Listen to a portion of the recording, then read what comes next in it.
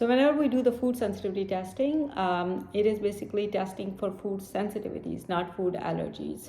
And it is the blood test which measures IgG antibodies. We do this test whenever we suspect that maybe there is a reaction in the body happening as a result of eating or consuming certain foods.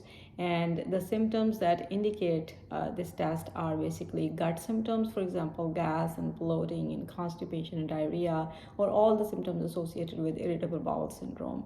And then additional symptoms. Sometimes people have systemic symptoms which show inflammation in different parts of the body, for example, chronic headaches, migraines, sinus problems, allergies, and skin reactions, eczema, autoimmune problems, chronic fatigue, and then many other things that make us think that maybe there is some sort of systemic inflammation and the immune system is reacting to certain foods from outside. Regardless, whenever we do the test report comes back as showing very high to moderate to medium to low reactions, and based upon whatever the lab we use, different colors would be used. So for example, the lab Genova that we use will show red color, pink color, yellow, green, and no color. So all the red and the pink color foods have to be completely removed from the diet if we need to see an improvement in the symptoms. The yellow color foods should also be largely avoided, but can be eaten every now and then, maybe no more than 20% of the time. And whenever you're consuming them, make sure you take your digestive enzymes with them. And then the green color foods can be eaten maybe once a week or so, but no more than that. So that your body doesn't start to react to them much more frequently. And then no color foods can be eaten liberally unless they are unhealthy. So as far as the food sensitivity testing is concerned, another thing to keep in mind is that sometimes the food sensitivity report will show a negative food, or will show that this particular food you are not reacting to just because you hadn't consumed it in the last 2 to 4 weeks. So if you feel like certain foods are bothersome or are triggering your symptoms, but your report didn't show it, then just go by how your body is behaving or telling you, because the report probably didn't show it because you hadn't consumed that particular food. So that is a caveat to keep in mind. And the rest of the protocol that we use whenever it comes to food sensitivity testing to repair your gut is called the 5R gut protocol. So it consists of 5 R's, and I'll go through all of them, but we do the full 5R protocol whenever we suspect leaky gut. If you are somebody who did the food sensitivity testing for whatever reason and you showed just a handful of foods, maybe 2 or 3, then it is just okay to remove those foods from your diet and see if your symptoms improve and just stick with that. But if you are somebody who did the food sensitivity testing and you showed multiple, maybe more than half a dozen foods, or some people will show 10 to 20 different foods on their report as positive, then chances are that they have leaky gut, and that is the cause of a lot of systemic inflammation in their body. So then we need to do the 5R gut protocol, and it consists of the number 1 R, which is basically removing all these foods which we just talked about. So depending upon the color of the food, remove those foods from your diet for at least 3 to 6 months, and afterward they can be reintroduced. So it's not a lifelong removal, but sometimes it has to be. The second R of the 5R gut protocol is to replace with digestive enzymes. So oftentimes people have pancreatic insufficiency, or they have difficulty digesting different foods, especially when the pancreatic elastase, which is another test in the stool test, is low. Then we know that they need some help in the form of digestive enzymes. So you can purchase digestive enzymes from over the counter and take them every time you are going to eat, just half an hour before you're going to eat. If you don't have a lot of gut symptoms in the form of gas and bloating and constipation or other things, then you don't necessarily need to take the digestive enzymes. Also, if you're not going to eat the trigger foods at all, and you know 100%, you're 100% sure that you are eating by the book and to the T, then you don't need to take the digestive enzymes. Sometimes we can write prescriptions for digestive enzymes, and one of those is the Creon. So you can use Creon as a digestive enzyme, but this prescription is covered only when you have very typical symptoms, and the insurance will then cover it.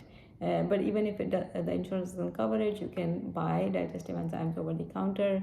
This uses a very reputable company which makes pharmaceutical grade products. So I don't endorse a company, but as long as it is a pharmaceutical grade company, it is fine. The third R of the protocol is basically re-inoculating your gut with probiotics. So that is an extremely important thing, because oftentimes we have imbalance in the gut bacteria whenever we have gut problems, and also whenever we have systemic inflammation. So the probiotics can also be prescribed, but vast majority of the times they're not covered by the insurance, so you just have to buy them over the counter. Now keep in mind that you want to buy a probiotic formula that has multiple strains.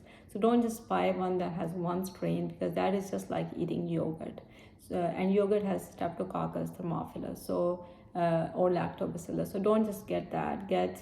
Don't get one formula that has 1 or 2 strains. Get the one that has at least 6 to 8 strains. So here is one example. Again, I'm not endorsing it, but this is just one that is really good and has at least 8 different strains, which basically are from bacillus and lactobacillus and Streptococcus thermophilus genera. So you want to make sure that you get one that has all these different strains, which provide a variety and diversity in your gut.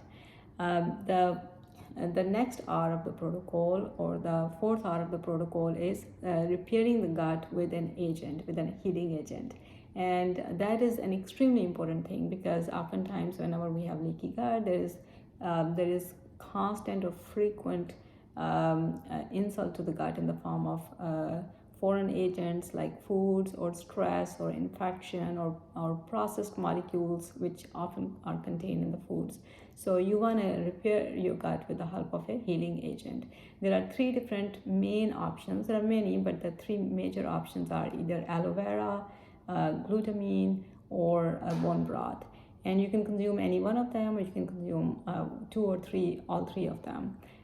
Personally, I really am a big fan of aloe vera gel. So this is one example. Again, I'm not endorsing this formula, but this is a really good product. It's called aloe vera gel, and it is in the form of a gel. So you don't want to drink that aloe vera juice that has a ton of sugar in it. Don't do that. It doesn't do a thing. So you just want to buy the actual gel that is tasteless, bland, and although it's not really enjoyable, but it's really great for your gut, and your gut will love you for this. So you want to drink just 1 to 2 ounces in the morning before you eat any meal, and it will basically seal your gut and will provide a lot of protection. The other option is also you can make it at home. So I made this just by buying an aloe leaf, and you can just cut it and then of course boil it and all that. So that's an option too. You can the other option for a healing agent is glutamine powder, which is okay too, but it's not as natural as the aloe vera gel, because glutamine powder is often mixed with multiple processed ingredients too. So just watch out for that. Bone broth is another good option, especially if you are not a vegetarian or a vegan. So basically, that is the 4 R's of the 5R gut protocol. The 5th R is rebalancing your gut and reducing the amount of stress that you're going through. So stress management is a big part of it. Of course, it's hard to do that and easy to say it, but the stress hormones, the cortisol and the adrenaline, all those do cause a havoc on the gut. So if you can manage your stress, sleep well, then also your gut will get better. So this is basically the comprehensive management of the gut, or repairing the gut, and this is the explanation on how to kind of take your food sensitivity test and use it as a tool to repair your gut. This has to be done for about 3 to 6 months at least, and after that most people will see an improvement in their symptoms, and then it just needs to be maintained. So thank you so much.